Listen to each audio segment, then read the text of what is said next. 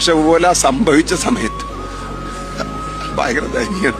ശബ്ദം ഒരു കരച്ചില് ശബ്ദം കേട്ടെ, പിന്നെ ഒരു വീണ ശബ്ദം, ഓരോ കയ്യില് ചെമ്പും പാത്രം കിട്ടി, ചായ കുടിക്കാനുള്ള സാധനമൊക്കെ ഉണ്ട്. ഇവരെ 16-ാം വളവെന്ന് നമ്മൾ ഇവരെ കണ്ടിട്ടുണ്ട്. 16-ാം വളവെന്ന്. അപ്പോ അന്നേരം ഇവര് നമ്മളെ മുമ്പിലൂടെ കവർ ചെയ്ത് പോയി. അപ്പൊ നമ്മളവിടെ സെൽഫി എടുക്കുന്നു, ഓല അവിടെ അന്നേരം സെൽഫി എടുക്കണ്ടേ. ഓരോ കയ്യില് ചെമ്പും പാത്രം കിട്ടി, ചായ കുടിക്കാനുള്ള സാധനമൊക്കെ ഉണ്ട്.